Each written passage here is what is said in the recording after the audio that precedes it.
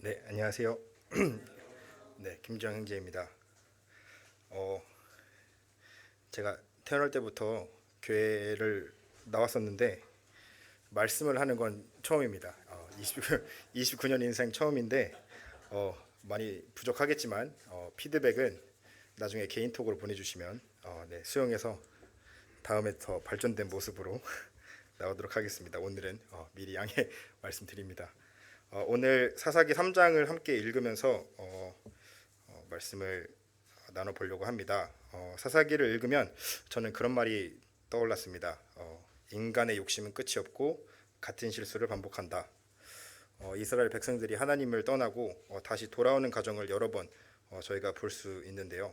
특히 사사기 3장을 읽으면서 제가 느꼈던 점은 크게 네 가지입니다. 첫 번째는 하나님과의 관계의 중요성입니다. 함께 1절부터 6절까지 읽어보겠습니다. 네, 1절입니다. 하나, 둘. 여호와께서 가나안 전쟁을 알지 못한 이스라엘을 시험하려 하시며 이스라엘 자손의 세대 중에 아직 전쟁을 알지 못하는 자에게 그것을 가르쳐 알게 하려 하사 남겨두신 열국은 블레셋 다섯 방백과 가나안 모든 사람과 시돈 사람과 바알 하리몬 산에서부터 하맛 어구까지 레바논 산에 거하는 히위 사람이라. 남겨두신 이 열국으로 이스라엘을 시험하사 여호와께서 모세로 그들의 열조에게 명하신 명령들을 청종하나 알고자 하셨더라. 이스라엘 자손은 마침내 가나안 사람과 헷 사람과 아모리 사람과 브리스 사람과 히위 사람과 여부스 사람 사이에 거하여 그들의 딸들을 취하여 아내를 삼으며 자기 딸들을 그들의 아들에게 주며 또 그들의 신들을 섬겼더라. 네. 사사기 3장은 이스라엘 백성이 가나안 땅에 정착한 후의 이야기를 다루고 있습니다. 이스라엘은 하나님께서 약속하신 땅에 들어갔지만 그들은 점차 하나님을 떠나기 시작합니다. 주변의 이방 민족들과의 결혼을 통해 우상 숭배를 시작했고 결국 하나님을 떠난 결과 그들은 큰 고통을 겪게 됩니다. 이 부분을 통해 하나님과의 관계가 왜 중요한지 알 수 있는 것 같습니다. 이스라엘 백성들이 우상을 숭배하자 바로 어떻게 됐죠? 하나님과의 관계가 무너지고 혼란과 고통을 겪게 됩니다. 이와 마찬가지로 저희의 삶도 하나님을 멀리하고 보지 않게 되면 불안정해지고 갈등이 일어나게 됩니다. 우리는 우리의 삶에서 바쁜 일상 속에 하나님을 뒤로 밀어두고 다른 것들을 우선시할 때가 많습니다. 하지만 하나님을 중심에 두지 않으면 삶의 균형을 잃고 결국 고통을 겪을 수 있습니다. 제가 두 번째로 느낀 점은 시험을 통한 성숙입니다. 하나님은 이스라엘 백성들을 시험하기 위해 가나안에 남아있던 이방 민족들을 그대로 두셨습니다. 하나님은 그들이 이방 민족들과의 관계 속에서 믿음을 지키고 하나님을 의지할 수 있도록 하셨습니다. 이 시험은 단지 그들을 고통이나 벌을 주려고 하신 것이 아니라 그 과정을 통해서 이 백성들을 성숙시키기 위한 하나님의 계획이었습니다. 제가 살아가면서 가장 의지하는 구절 중 하나인 시편 66편의 말씀이 있습니다. 66편의 10절부터 12절에 보면은 제가 읽어드리겠습니다. 네, 이번에 같이 안 읽으셔도 됩니다. 네. 하나님이여 주께서 우리를 시험하시되 우리를 단련하시기를 의를 단련함 같이 하셨으며 우리를 끌어 그물에 들게 하시며 어려운 짐을 우리 허리에 두셨으며 사람들로 우리 머리 위로 타게 가게 하셨나이다. 우리가 불과 물을 통행하였더니 주께서 우리를 끌어내사 풍부한 곳에 들이셨나이다. 오늘날 우리도 삶에서 여러 가지 시험을 겪습니다. 때때로 우리에게 닥치는 어려움이나 시련은 단순한 우연이 아니라 하나님께서 그 과정을 통해서 우리를 성숙시키기 위한 위한 점이라는 것을 기억해야 합니다. 하나님은 우리가 믿음을 지키고 성장하시기를 원하시기 때문입니다. 당장 우리 앞에 놓여 있는 그런 고난들과 시련들을 보면 앞이 보이지 않을 수도 있고 막막해 보일 수도 있습니다. 하지만 그 과정 속에서 저희가 만약에 하나님을 놓게 된다면 방금 이스라엘 백성들이 어떻게 되었는지 본 것처럼 그 과정 속에서 고통이 있을 것이고 하나님과 점점 멀어지게 되는 경험을 하겠지만 끝까지 의지했을 때 하나님께서는 저희를 더 성장시키시고 풍부한 곳으로 이끄실 것입니다. 제가 느꼈던 세 번째는 회개와 하나님의 구원입니다. 사사기 3장 7절부터 11절까지 이번엔 같이 읽겠습니다. 7절입니다. 이스라엘 자손이 여호와 목전에 악을 행하여 자기들의 하나님 여호와를 잊어버리고 바알들과 아세라들을 섬긴지라. 여호와께서 이스라엘에게 진노하사 그들을 메소포다미아 왕 구산 리사다임의 손에 파셨으므로 이스라엘 자손이 구산 리사다임을 8년을 섬겼더니 이스라엘 자손이 여호와께 부르짖음에 여호와께서 그들을 위하여 한 구원자를 세워 구원하게 하시니 그는 곧 갈렙의 아우 그나스의 아들 온니엘이라.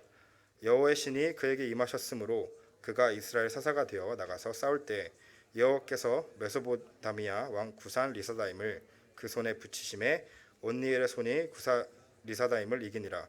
그 땅이 태평한 지 40년에 그나스의 아들 온니엘이 죽었더라. 이스라엘 백성이 우상 숭배와 죄악으로 고통받고 있을 때 그들은 하나님께 부르짖었고 회개했습니다. 그리고 하나님 그들의 기도를 들으시고 그들을 도울 자를 보내십니다. 그 사람이 바로 온니엘, 이스라엘의 첫 번째 사사입니다. 그는 8년 동안 그 구산 리사다임 밑에서 고통받고 있던 이스라엘을 도왔고 다시 40년 동안 태평하게 지내게 하는 것을 볼 수 있습니다. 이 부분에서 우리는 회개하는 이스라엘 백성들을 보게 됩니다. 그들이 하나님께 돌아갔을 때 하나님은 그들을 무시하지 않으시고 그들의 목소리를 들으셨고 용서하시고 구원하셨습니다. 이와 같이 하나님은 항상 용서하시고 기다리시는 것을 저희는 저희 삶 속을 통해서 볼 수 있습니다. 우리가 하나님을 놓더라도 하나님은 우리를 놓지 않으시는 분입니다. 끝까지 돌아올 때까지 기다리시는 분이며 돌아갔을 때 사랑으로 감싸주시는 분임을 볼 수 있습니다. 죄송합니다. 제가 좀 긴장을 해서 말이 좀 빠른 것 같습니다. 벌써 마지막 페이지네요. 네, 네. 마지막 네 번째는 하나님의 인내하심과 하나님의 은혜입니다. 12절부터 30절까지의 내용인데요. 이건 좀 길어서 읽지는 않고 제가 요약을 해드리겠습니다. 이스라엘 백성은 다시 한번 하나님을 떠나 죄를 짓게 되고 그로 인해서 다시 한번 고난을 겪게 됩니다. 하나님은 이스라엘의 죄로 인해 다시 이방 민족을 통해 그들을 징벌하시기 시작합니다. 이번에는 모압 왕 에글론이 이스라엘을 18년 동안 지배하게 되는데요. 이때 이스라엘 백성은 다시 하나님께 돌아가며 회개합니다. 다시 한번 그들의 기도를 들으신 하나님은 에훗이라는 사사를 보내셔서 이스라엘을 구원하십니다. 에훗은 조금 특이하게 좀 자세하게 어떻게 그들을 구원했는지 써 있었습니다. 왼손잡이였던 것도 나오고요. 그 왼손잡이가 드물었기 때문에 그 신체적 특징을 사용해서 그 뭐라고 해야 되나 암살을 성공한 것을 조금 볼 수 있습니다. 이렇게 암살을 성공하고 나서 이스라엘은 다시 한번 자유를 얻게 되고 그 이후 80년간 평화가 지속이 됩니다. 저는 이 부분을 통해서 하나님의 은혜와 좀 인내하심을 조금 볼 수 있었습니다. 아까도 말씀드렸지만 인간의 욕심은 끝이 없고 같은 실수를 반복하게 됩니다. 이스라엘 백성들도 마찬가지로 반복적으로 하나님을 떠나는 같은 죄를 범했고 계속해서 우상 숭배와 죄악에 빠졌었습니다.